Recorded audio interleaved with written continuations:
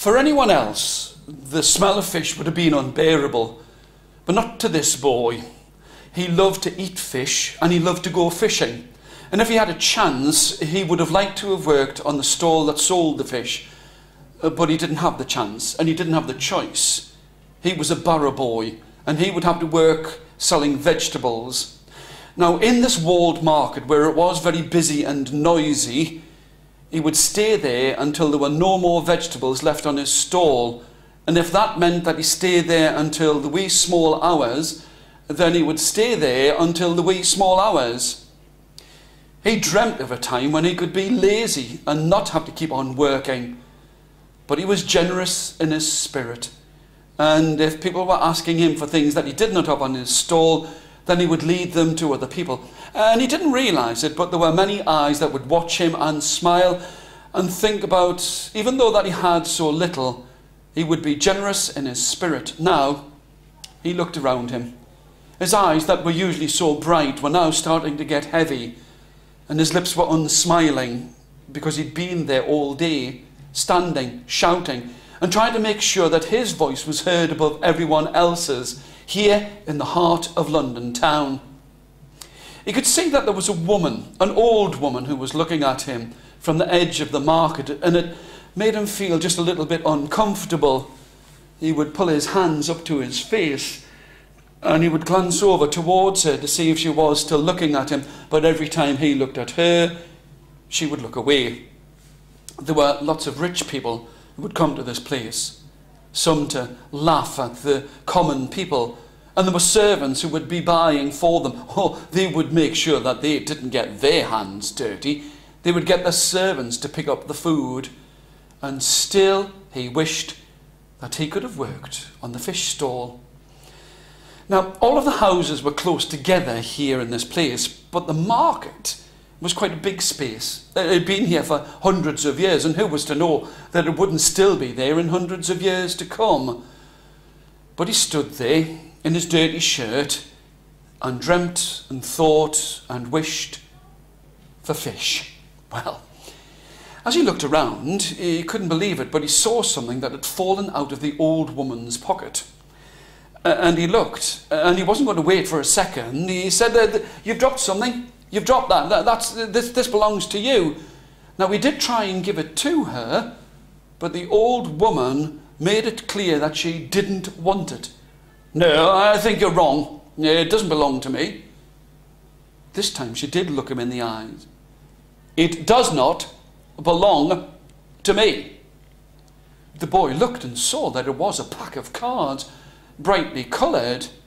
He'd seen his father and his brothers all playing cards, but he'd never been given the chance. And to have a pack of cards for himself, well, he had tried his best. He had tried to give them back to the old woman.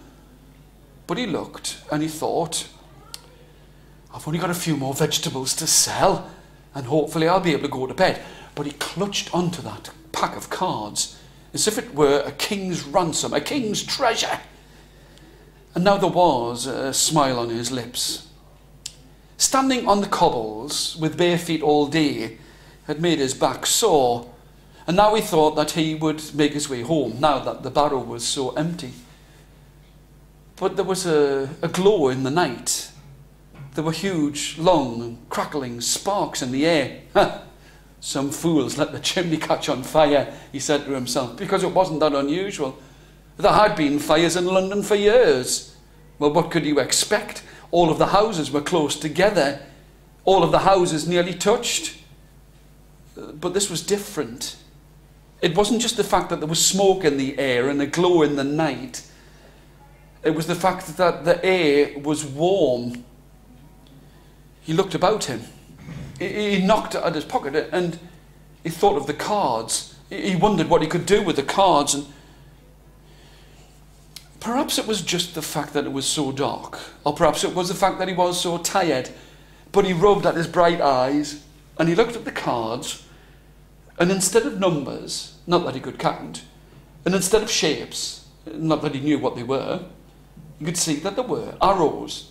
He shuffled the cards, he shuffled them, opened it up, and an arrow would point this way and that. And I don't know whether it was just curiosity, But it was as if the cards were directing him, for now the streets were getting crowded with people who were wanting to watch the fire. Oh, it was a big fire, a huge fire. They were looking and watching and thinking, this would be a good night's sport and entertainment. But the boy had seen fires before, and there was a greater curiosity. The fact that the cards were leading him along the road. Shuffled them, and an arrow would lead this way. Now in his heart, he knew that that was the wrong way to go, because that wouldn't take him home. But perhaps it was by the fact that he followed the arrows as they came up on the pack of cards, that he found himself by a part of the Thames that he'd never ever seen before. He looked and he thought and he wondered. An opportunity too good to miss. He started to fish. He fished in that place. And all around him the fire burned. And he wondered, when it was so cold that he couldn't fish anymore, he thought that the fire perhaps had gone. But he couldn't find his way back. He didn't know which way to go. And then he remembered the cards. So he started to shuffle them again. And yet again, they led him. They led him down alleyways, in between houses and places and churches that he'd never been before, by the side of parks. And it was then that he realized that he was being led back towards the market. He could see it. The stench of smoke in the air was almost unbearable, but he was being led back to his place of work. Well, this is a good thing, thought the boy, to be taken back to work before I even need to be there. But the market was wide and walled, and in the middle of the market the fire burned all around. It became so hot that he had to remove the shirt from off his back and hope that the flames would go. But they did, and he, standing there alone in the middle of the market, he was safe, for there was nothing there to burn. All of the stalls had gone, all of the food had been swept up, the barrows were gone, and there was nothing to burn. He could see a few singes on his clothes, but it was almost as if that pack of cards had led him away from the fire and almost back towards the heart of the fire, where he could find some shelter in the walled marketplace. It was a long time before he ever did learn how to play cards, and sometimes he would have to rub at his eyes to look and make sure that there were numbers and symbols on the cards and not arrows that would lead him to safety.